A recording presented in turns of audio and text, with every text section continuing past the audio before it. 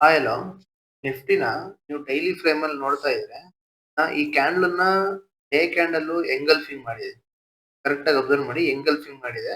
ಯಾ- ನೆ- ಅದು support line ಅಲ್ಲೇ ಮಾಡಿರೋದ್ರಿಂದ ಅದು support line one day candle ಅಲ್ಲ, 4 ಅವರ್ಸ್ ಸಪೋರ್ಟ್ ಅಲ್ಲಿ ಇತ್ತು. ನಾನು ತೋರಿಸ್ತೀನಿ. ಸೊ ಸಪೋರ್ಟ್ ಲೈನ್ ಅಲ್ಲಿ ಎಂಗಲ್ಫಿಂಗ್ ಮಾಡಿದೆ. ಬುಲ್ಲಿಶ್ ಆಗುತ್ತೋ ನಿಫ್ಟಿ ಬೇರಿಶ್ ಆಗುತ್ತೋ, ಇವತ್ತು ಫುಲ್ ವಿಡಿಯೋ ನೋಡಿ, ಸಖತ್ ಇಂಟ್ರೆಸ್ಟ್ ಆಗಿರುತ್ತೆ. ಒಂದು ಒಳ್ಳೆ ಇಂಡಿಕೇಟರ್ ಹೇಳ್ತೀನಿ, ಅದು ವರ್ಕ್ ಆಗುತ್ತಿಲ್ಲ ಅಂತ ನಿಮ್ಗೆ ಬಿಟ್ಟಿದ್ದು. ನೀವೇ ನೋಡಿ, ಬ್ಯಾಕ್ ಟೆಸ್ಟ್ ಮಾಡಿ, ಸಖತ್ತಾಗಿರುತ್ತೆ. ಓಕೆನಾ? ಇವಾಗ ಡೈಲಿ ಕ್ಯಾಂಡಲ್ ನಾನು ನಿಫ್ಟಿ ನೋಡ್ತಾ ಇದೀವಿ, ಬುಲ್ಲಿಶ್ ಟ್ರೆಂಡ್ ಅಲ್ಲಿ ತೋರಿಸ್ತಾ ಇದೆ. ಇಲ್ಲಿಂದ ನಾನು ಹೇಳಿದೆ, ನಾನು ನಿನ್ನೆ ಇದ್ರ ಮೇಲ್ಗಡೆ ಒಂದು ಕ್ಯಾಂಡಲ್ ಕ್ಲೋಸ್ ಆಗ್ಬೇಕು, ಅವಾಗ ಬುಲ್ಲಿಶ್ ಆಗುತ್ತೆ ಅಂತ. ಸೊ ಇದು ಮತ್ತೆ ಬುಲ್ಲಿಶ್ ಆಗಲ್ಲ, ಸ್ವಲ್ಪ ಟ್ರ್ಯಾಪ್ ಆಗ್ಬಿಟ್ಟು ಮತ್ತೆ ಈ ಸಪೋರ್ಟ್ ತಗೊಂಡೇ ಯಾವತ್ತಿದ್ರು ನಿಫ್ಟಿ ಬುಲ್ಲಿಶ್ ಆಗ್ಬೇಕು. ಇದನ್ನ ಏನಾದ್ರು ಬ್ರೇಕ್ಔಟ್ ಕೊಟ್ರೆ ಅಂತ ಅವತ್ತಿಂದ ಹೇಳ್ತಾ ಇದೀನಿ. ಈ ಲೈನ್ ನಿಫ್ಟಿ ಅಂದ್ರೆ ಬ್ರೇಕ್ಔಟ್ ಕೊಟ್ರೆ ನಾವು ಬೇರೆ ಟ್ರೆಂಡ್ ನೋಡ್ಬೇಕಾಗುತ್ತೆ. ನಿಫ್ಟಿಲಿ 25,839 ಬ್ರೇಕ್ಔಟ್ ಕೊಟ್ರೆ ನಿಫ್ಟಿನ ಬೇರೆ ಟ್ರೆಂಡ್ ಅಲ್ಲಿ ನೋಡ್ಬೇಕಾಗುತ್ತೆ. ಬೇಡ, ಬೇರಿಶ್ ಆಗೋದು ಬೇಡ, ಸಪೋರ್ಟ್ ತಗೊಂಡು ಬುಲ್ಲಿಶ್ ಆಗ್ಲಿ, ನೋಡೋಣ ನಾಳೆ ಏನಾಗುತ್ತೆ. 4 ಅವರ್ಸ್ ಬರ್ತೀನಿ. ಫಸ್ಟ್ 4 ಅವರ್ಸ್ ಅಲ್ಲಿ ನಿಫ್ಟಿ ಏನ್ ಮಾಡ್ತೀವಿ ಹೇಳ್ರಿ. ನೋಡಿ, ಕರೆಕ್ಟ್ ಆಗಿ ಮೊನ್ನೆ ಸಪೋರ್ಟಿಗೆ ಬಂದಿತ್ತಾ? ಸಪೋರ್ಟಿಗೆ ಬಂದು ಇವತ್ ಸಪೋರ್ಟ್ ಇಂದನೇ ಮೇಲೆ ಹೋಗಿದೆ. ನಾನು ಅಂದೆ ಸಪೋರ್ಟ್ ಇಂದನೇ ಹೋಗ್ಬೇಕು, ಸಪೋರ್ಟ್ ಬಂದು ಹೋಗಿರೋದ್ರಿಂದ ತುಂಬಾ ಒಳ್ಳೇದು, ನಿಫ್ಟಿ ಬುಲ್ಲಿಶ್ ಆಗುತ್ತೆ.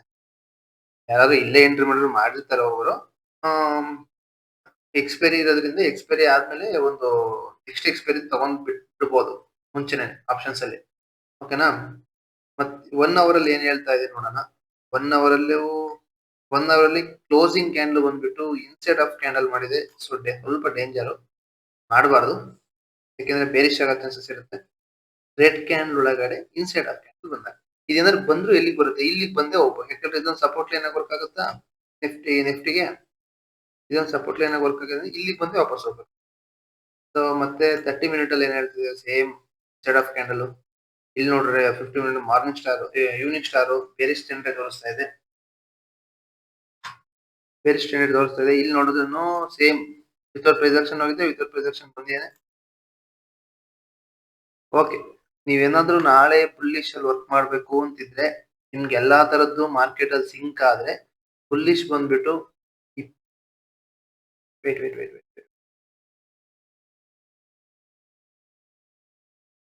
26,100 ಅಲ್ಲ, 26,023-24 ಎಂಟ್ರಿ ಕೊಡಿ. ಈ ಟ್ರೆಂಡ್ ಲೈನ್ ಹಾಕೊಂಡಿದೀನಲ್ಲ, ಈ ಟ್ರೆಂಡ್ ಲೈನ್ ನಿಮ್ ಟಾರ್ಗೆಟ್ ಹಾಕ್ಬೇಕು. ಹತ್ತತ್ರ ಇಲ್ಲಿಂದ ಹೋದ್ರೂ 26,065 ಎಕ್ಸಿಟ್ ಮಾಡ್ಕೊಂಬಿಡಿ, ಸೇಫರ್ ಆಗಿರ್ತೀರಾ. ಆಮೇಲೆ ಎಂಟ್ರಿ ನಿಮ್ಗೆ ಏನಿದ್ರು ಈ ಲೈನ್ ನ ಬಿಟ್ ಮೇಲೆ, ಓಕೆನಾ? ಈಗ 4 ಅವರ್ಸ್ ಅಲ್ಲಿ ಒಂದು ರೆಕ್ಟಾಂಗಲ್ ಬಾಕ್ಸ್ ಹಾಕೊಂತೀನಿ, ನಾನು ತೋರಿಸ್ತೀನಿ ನಿಮ್ಗೆ ರೆಕ್ಟಾಂಗಲ್ ಬಾಕ್ಸ್ ಎಲ್ಲಿ ಹಾಕೊಂತಿದೀನಿ, ಏನ್ ಕತೆ ಅಂತ ನೋಡಿ. ಈ ಲೋಗೆ ಹಾಕೊಂಡಾಗ ಒಂದು ರೆಕ್ಟಾಂಗಲ್ ಬಾಕ್ಸ್ ಬಂತು, ಅದು ನೋಡಿ ಇದೇ ಲೈನ್ ಟಚ್ ಆಗಿ ವಾಪಸ್ ಬಂದೈತಿ green candle. So next candle ನೋಡಿ ಇಲ್ಲೇ ಹೋಗಿದೆ, ವಾಪಸ್ ಬಂದಿದೆ. ಇದರಿಂದ ಮೇಲೆ ಹೋಗಕ್ ಆಗ್ತಾ ಇಲ್ಲ, ಯಾಕೆಂದ್ರೆ ಇದೊಂದು ಆರ್ಡರ್ ಬ್ಲಾಕ್ ಆಗಿರೋ ಜಾಗ. ಇಲ್ಲೇ ಬಂದು ವಿಕ್ ಗುಡ್ ರಿಜೆಕ್ಷನ್ ಆಗಿದ್ದಾವೆ. ಸೊ ಇದ್ರೊಳಗಡೆ ಎಂಟ್ರಿ ಇದೆ ಮಾರ್ಕೆಟ್ ಅಲ್ಲಿ ಸದ್ಯಕ್ಕೆ ಮೂಮೆಂಟ್. ಇದನ್ನ ಬ್ರೇಕ್ ಕೊಟ್ಬಿಟ್ರೆ ಸಖತ್ತಾಗಿರುತ್ತೆ. ನಾಳೆ ಬ್ರೇಕ್ ಕೊಡ್ಬೇಕು ಅಂದ್ರೆ ಎಲ್ಲ ಹೋಗ್ಬೇಕು, ನಿಮ್ ಫಸ್ಟ್ ಟಾರ್ಗೆಟ್ ನ ಎಂಟ್ರಿಗೆ ಹೋಗ್ಬೇಕಾ? ಸ್ವಲ್ಪ ಫಸ್ಟ್ ಟಾರ್ಗೆಟ್ ಎಂಟ್ರಿ ಇಲ್ಲೇ ಎಲ್ಲ ಇದೆ, 23-24 ಇದೆ.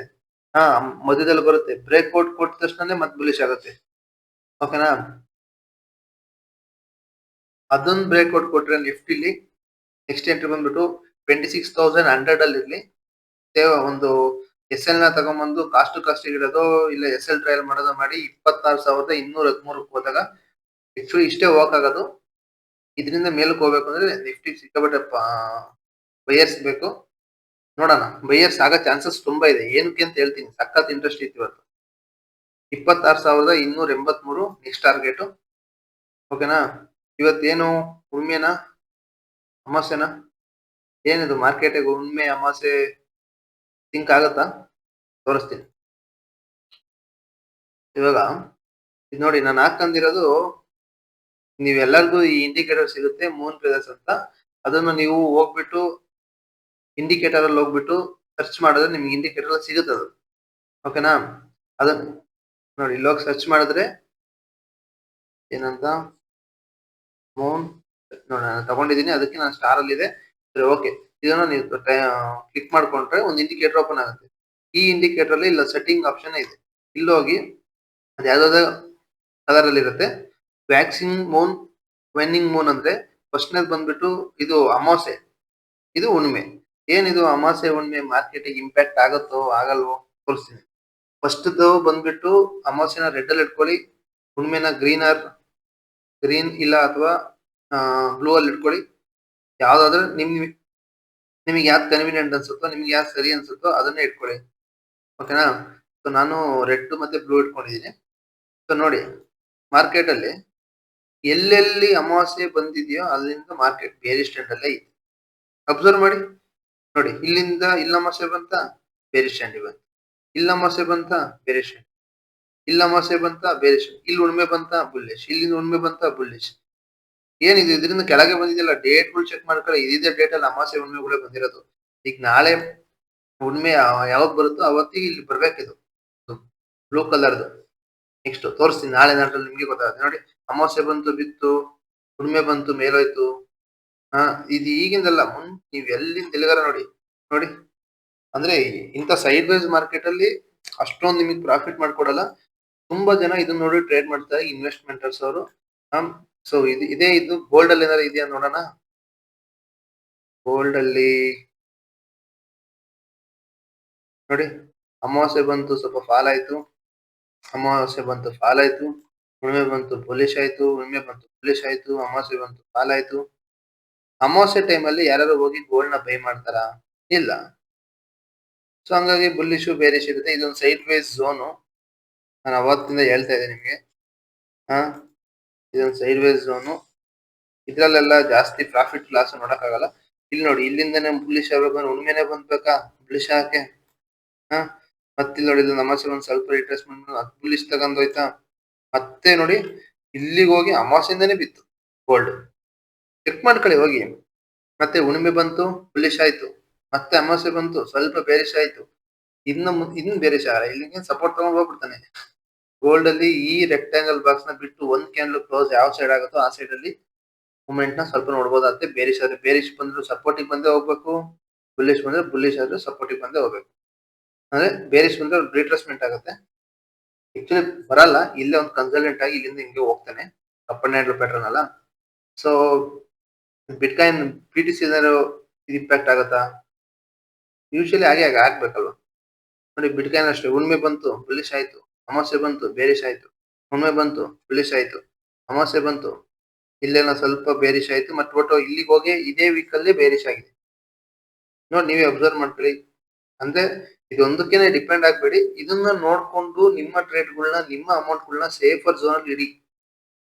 PTC ನಾನು ಅವತ್ತಿಂದ ಹೇಳ್ತಾ ಇದ್ದೀನಿ, ನೀವು ಸದ್ಯಕ್ಕೆ ಏನಾದ್ರು ಬೈ ಮಾಡ್ಬೇಕು ಅಂತಂದ್ರೆ ಒಂದು ಸ್ಕ್ಯಾಲ್ಪ್ ಬಿಲ್ಡ್ ಮಾಡ್ಕೊಂಡು ಎಕ್ಸಿಟ್ ಆಗಿ SL ತಗೊಂಡ್ಬೇಕಾದ್ರೆ ಇದರಿಂದ ಕೆಳಗೆ ಇಟ್ಕೊಂಡಿರಿ. ಇದರಿಂದ ಕೆಳಗೆ ನಿಮಗೆ ಬಿತ್ತು ಅಂದ್ರೆ 35,000 31,000ಕ್ಕೆಲ್ಲ ಬಂದ್ಬಿಡುತ್ತೆ BTC. ಆದ್ರೆ ಅದ್ ಬರಕ್ ಬಿಡಲ್ಲ ಅಂತ ನನ್ನ ಪ್ರಿಡಕ್ಷನ್. ಅದ್ ಬಂದ್ರು ಏನು ತಲೆ ಕೆಡ್ಸ್ಕೊಳ ಏನಿಲ್ಲ. ಬರೀ ಏನೋ ಮುಂದಿನ ವರ್ಷದೊಳಗೆ ಬಿದ್ರೆ ಅದೇ ವರ್ಷದೊಳಗೆ ರಿಕವರಿ ಆಗಿ ಮತ್ತೆ ನೆಕ್ಸ್ಟ್ ಫ್ಯೂಚರ್ ಲೈಫ್ ಅಲ್ಲಿ ಬಿಟ್ಕಾಯಿನ್ ಏನಿಲ್ಲ ಅಂತಂದ್ರು 2.5-3 ಕೋಟಿ ಮೇಲ್ಗಡೆ ಹೋಗುತ್ತೆ ಡಾಲರ್ಸ್. ಅದ್ ಏನೇ ಕ್ರಾಶ್ ಆದ್ರೂ 2027 ಇದೇನಾದ್ರು ನಿಜವಾಗ್ಲೂ ಈ ಲೆವೆಲ್ಗೆ ಬಂದ್ರೆ ಯಾರು ಸಿಗ್ತಾರೋ ಅವ್ರಿಗೆಲ್ಲ ಹೇಳ್ತೀನಿ PTC ಇನ್ವೆಸ್ಟ್ಮೆಂಟ್ ಮಾಡಿ ಅಂತ. ಯಾವಾಗ ಈ ಲೆವೆಲ್ ನ ಬ್ರೇಕ್ ಕೊಟ್ಕೊಂಡು ಇಲ್ಲೆಲ್ಲ ಬಂದು ಒಂದು ವಾರ 2 ವಾರ ಸಸ್ಟೈನ್ ಆಗುತ್ತೆ ಒಂದೇ ಜಾಗದಲ್ಲಿ, ಅವಾಗ ನೀವು ಬೈ ಮಾಡಿ. ಇದೇನಾದ್ರು 100 ಮೇಲೆ ಏನಾದ್ರು ಅಂದ್ರೆ $100 ಏನಾದ್ರು ಕ್ರಾಸ್ ಮಾಡ್ತು ಅಂದ್ರೆ ಮತ್ತೆ ಬುಲ್ಲಿಶ್ ನೋಡ್ಬೋದು. ಇಲ್ಲ ಅಂತಂದ್ರೆ 105 110 ಕ್ರಾಸ್ ಮಾಡಿ ಬುಲ್ಲಿಶ್ ನೋಡ್ಬೋದು. ಇಲ್ಲ ಅಂದ್ರೆ ಆಗ ತುಂಬಾನೇ ರೇರು. ಬಿಟ್ಕಾಯಿನ್ ಅಲ್ಲಿ ದುಡ್ಡು ಮಾಡಿದಷ್ಟು ಇನ್ಯಾವ್ದ್ರಲ್ಲೂ ಆಗಲ್ಲ ಅಂತ ಅವತ್ತಿದ್ದೇ ಹೇಳ್ತಾ ಇದ್ದೀನಿ. ಬಿಟ್ಕಾಯಿನ್ ಅಲ್ಲಿ ಕೆಳಗಡೆ ಬಂದಾಗ ಇನ್ವೆಸ್ಟ್ಮೆಂಟ್ ಮಾಡಿ, ಮೇಲ್ಗಡೆ ಹೋದಾಗಲ್ಲ. ಈಗ ನೋಡಿ, ನಾನು ಹಾಕಿರೋ ರೆಕ್ಟಾಂಗಲ್ ಬಾಕ್ಸ್ ಏನಾದ್ರು ಡೇ ಕ್ಯಾಂಡಲ್ ಒಂದ್ ಕ್ಯಾಂಡಲ್ ಬಿಟ್ರೆ ಬಿಟ್ಕಾಯಿನ್ ನೀವೇ ನೋಡಿ $1,02,000 ಸಮಥಿಂಗ್ $777 ರೀಚ್ ಮಾಡುತ್ತೆ ಬಿಟ್ಕಾಯಿನ್ ಸ್ವಲ್ಪ ದಿವಸಲೇ. ರೆಕ್ಟಾಂಗಲ್ ಬಾಕ್ಸ್ ನ ಬಿಟ್ರೆ ಮಾತ್ರ, ಇಲ್ಲಾಂದ್ರೆ ಇಲ್ಲ. ಓಕೆನಾ? ನೋಡಿ, ಯಾವ ತರ ನಿಮಗೆ ಆಗುತ್ತೋ ಆ ತರ ನೋಡಿ ಸೇಫರ್ ಆಗಿ ಟ್ರೇಡ್ ಮಾಡಿ. ರಿಸ್ಕ್ ರಿವಾರ್ಡ್ ಇಟ್ಕೊಂಡು ಟ್ರೇಡ್ ಮಾಡಿ ದಯವಿಟ್ಟು, ಇಲ್ಲಾಂದ್ರೆ ಮಾಡಕ್ ಹೋಗ್ಬೇಡಿ. ಬಾಯ್ ಬಾಯ್.